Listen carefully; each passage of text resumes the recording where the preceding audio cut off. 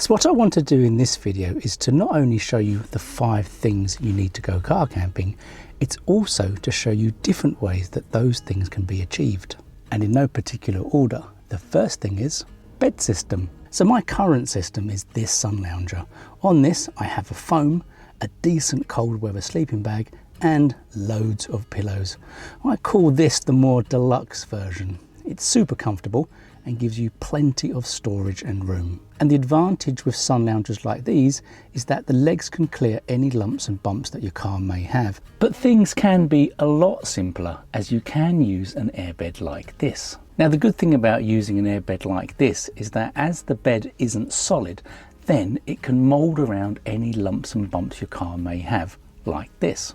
And of course it is actually a proper size bed, so it is comfy as well. And then there is an even simpler option, and that is to simply grab your sofa cushions off your sofa, lob them in the back, grab your duvet from upstairs, and you have a super simple but comfortable bed. And the thing is, no matter which one you do, they all serve the same purpose, and that is they all will give you a comfortable night's sleep.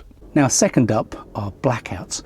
Now you may or may not need these. It depends on if you plan on having lights on when you're inside and you don't want people to know you're inside. So basically you're being more of a stealth camper. And the main way that I achieve this is actually a budget option, and that is making your own blackouts using just cardboard and weed fabric. And as simple and as budget as a solution as they are actually really effective and total blackout. Now what I've used for the middle section is, I suppose, slightly more deluxe, and that is buying blackout material, strong magnets and metal tape.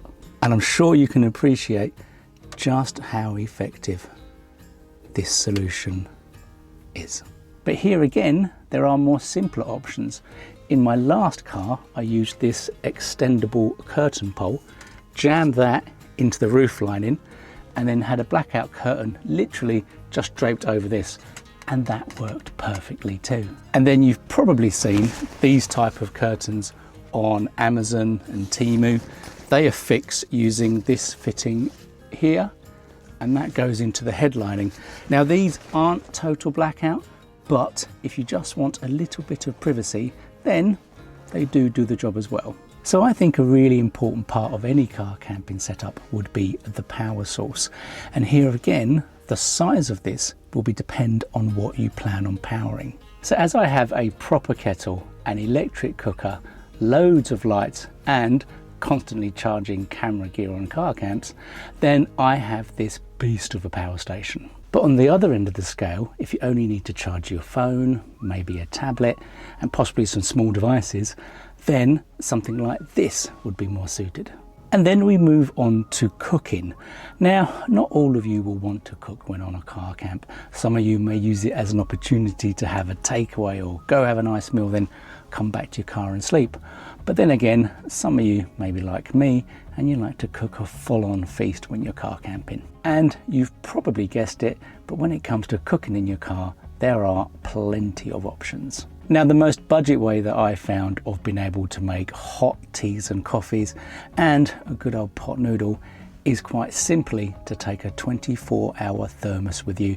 This actually worked perfectly for me for quite a long time, to be fair. But then this is where cooking is linked to the last one, your power source, because the bigger the power source you have, the more options you have for cooking.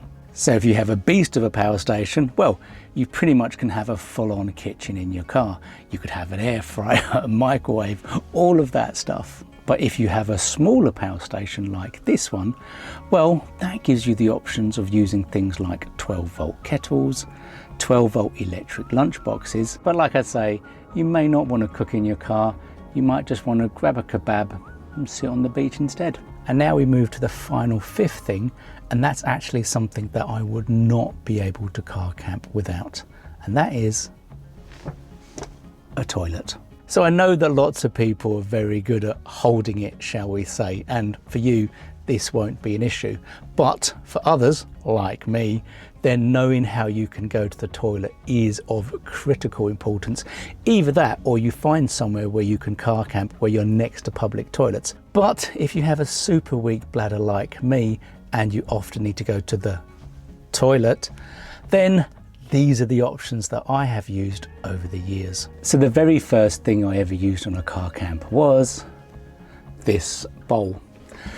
Now it worked, but it does have potential to be very messy. So the next thing we tried was this, and yes, this does work well for number ones, and it has the advantage of having a female attachment as well. Then something we bought for couples car camping was this collapsible toilet, which is great to have in the car for an emergency. But then the final thing that I upgraded to is the same thing that I still use to this day, and that is my trusty porta potty. And that's it. These are the 5 things that I think you need to be able to go car camping. So hopefully I've shown you how easy it can be and that you found this video useful.